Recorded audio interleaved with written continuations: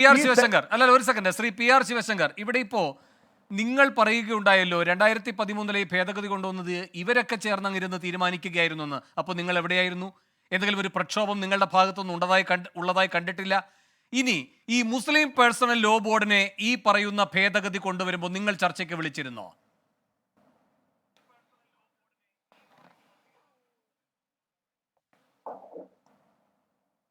ഞാനപ്പോൾ ആദ്യമേ തൊട്ട് തുടങ്ങാം. 2013 ചർച്ച രണ്ടത്താണി തന്നെ പറഞ്ഞത് അവരുടെ മുസ്ലിം മതപണ്ഡിതന്മാർ ഇരുന്ന് നടത്തിയെന്നാണ് അദ്ദേഹം തന്നെ സമ്മതിക്കുന്നത്. ഞാൻ പറഞ്ഞ മറ്റുള്ള ചർച്ചകളെക്കുറിച്ച് അദ്ദേഹം പറഞ്ഞില്ല എന്നുള്ളത് കൊണ്ട് അദ്ദേഹത്തിനും പോയിന്റ് ഇല്ല, അല്ലെങ്കിൽ അത്തരത്തിലുള്ള ചർച്ച ഇല്ല, നടന്നിട്ടില്ല എന്ന് ഞാൻ വിശ്വസിക്കുന്നു.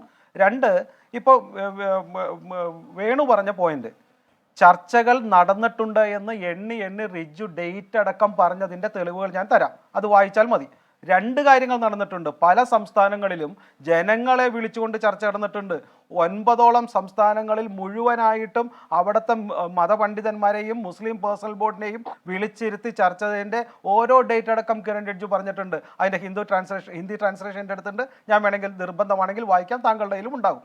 അപ്പോൾ ഇതെല്ലാം എത്രയോ വർഷങ്ങളായി. അദ്ദേഹം പറഞ്ഞത് ഇത്രയേറെ ചർച്ച നടന്ന മറ്റൊരു ബില്ല് ഉണ്ടാകുമോ എന്ന് എനിക്ക് സംശയമാണെന്നാണ് കിരൺ റിജ്ജു പറഞ്ഞത്. അന്ന് ഇപ്പോൾ എം പി ആയിട്ട്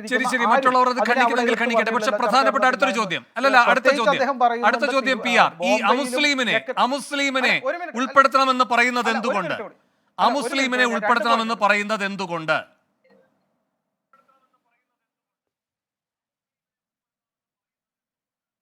ഞാൻ അങ്ങോട്ട് വരാം. അതിനു മുമ്പ് രണ്ട് കാര്യം കൂടി ശ്രീ ബാക്കിയുള്ള രണ്ടുപേരോട് പറഞ്ഞതിന് ഒരു കാര്യം പറയാനുണ്ട്. ഒന്ന്, ഈ കാലഘട്ടത്തിൽ കളക്ടർക്ക് പൂർണ്ണമായ അവകാശമുണ്ട് എന്ന് പറയുന്നത് ഈ പോയിന്റിലല്ല. ഇപ്പോഴും സ്റ്റേറ്റും അതുപോലെ സെൻട്രൽ ഗവൺമെന്റും നിശ്ചയിക്കുന്ന ആളുകൾ തന്നെയാണ്. അമുസ്ലിമിനെ ഉൾപ്പെടുത്തിയത് എന്തുകൊണ്ട്? വഖഫുമായി ബന്ധപ്പെട്ട ഈ ഭേദഗതിയിൽ അമുസ്ലിങ്ങളെ ഉൾപ്പെടുത്തുന്നത് എന്തുകൊണ്ട്? ശരി, ഞാൻ പറയാം.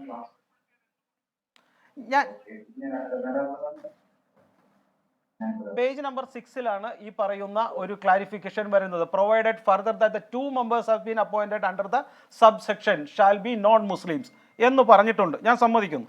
അതിനുള്ള കാരണം, ഇത്തരം വഖഫ് ബോർഡുകളിൽ ഞാൻ നേരത്തെ 2013 നിയമപ്രകാരം വരുന്ന കേസുകൾ അത് നോൺ മുസ്ലിംസിൻ്റെയും കൂടി ആണെങ്കിൽ സത്യത്തിൽ ഞാൻ നേരത്തെ സൂചിപ്പിച്ച മതേതരത്വവും തുല്യനീതിയും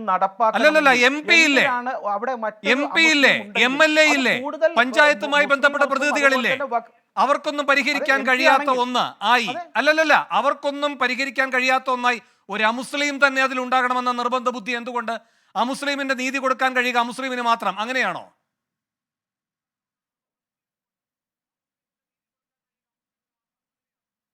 തിരിച്ചാണോ? അപ്പൊ തിരിച്ചു പോവാലോ. അല്ലെ, എം പിയുടെ റോൾ എന്താണ്? എം പിയുടെ റോൾ എന്താണ്? പിന്നെ എം എൽ എയുടെ റോൾ എന്താണ്? പിന്നെ തദ്ദേശ സ്ഥാപനത്തിന്റെ റോൾ എന്താണ്? കളക്ടറുടെ റോൾ എന്താണ്? വേണു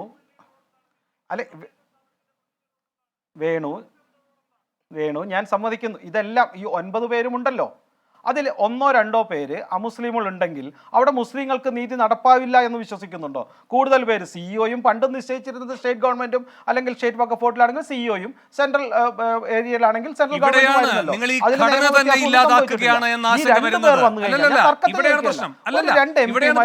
അല്ലെന്നേ, എം പിയെ കൊണ്ടുവരുന്നു, എം എൽ എ കൊണ്ടുവരുന്നു, തദ്ദേശ സ്ഥാപനങ്ങൾ എന്ന് വെച്ചാൽ എന്താണ്? പരമാവധി കേന്ദ്രത്തിൽ നിന്നെന്ന് തുടങ്ങി സൂക്ഷ്മതലത്തിൽ വരെ പരമാവധി സർക്കാരിന്റെ ഒരു അപ്പാരറ്റസ് പല ശൃംഖലകളിലൂടെ അത് തന്നെയാണ് അവിടെ ആധിപത്യം ഉണ്ടാക്കാൻ പോകുന്നത്.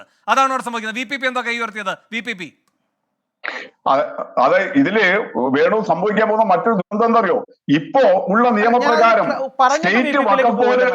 സ്റ്റേറ്റ് വഖഫ് ബോർഡിലേക്ക് തെരഞ്ഞെടുക്കപ്പെടുന്ന 6 പേർ അവർ ഇലക്ഷനിലൂടെയാണ് വരുന്നത്. വഖഫ് ബോർഡിൽ രജിസ്റ്റർ ചെയ്ത സംഘടനകളുടെ പ്രതിനിധികളുടെ വോട്ടിങ്ങിലൂടെയാണ് വരുന്നത്. പക്ഷെ പുതിയ ഭേദഗതി എന്താ? എല്ലാവരെയും ഗവൺമെന്റിന് നോമിനേറ്റ് ചെയ്യാമെന്നാണ്. അപ്പൊ അങ്ങനെ പൂർണ്ണമായിട്ടും നോമിനേഷൻ കൂടി ആകുമ്പോ സർക്കാരിന്റെ ഇംഗിതത്തിനും താല്പര്യത്തിനും ഉള്ളവരെ മാത്രം കുത്തി നിറച്ച് എങ്ങനെയായിരിക്കും പല സംസ്ഥാനങ്ങളിലും ഇത് വരാൻ പോകുന്നത്? ഇലക്ഷൻ പ്രോസസ്സെ അവസാനിപ്പിക്കുകയാണ്, പൂർണ്ണമായിട്ടും നോമിനേഷനിലേക്ക് മാറ്റുക. ശരി, അപ്പൊ ക്ലിയർ കട്ട് അല്ലേ? ശരി, വേഗം മറുപടി. അല്ല പി ആർ, വേഗം അതിനുള്ള മറുപടി ഒന്ന് വഴങ്ങും. അധികാരത്തിലേക്ക് പോവുകയാണ്. അല്ല,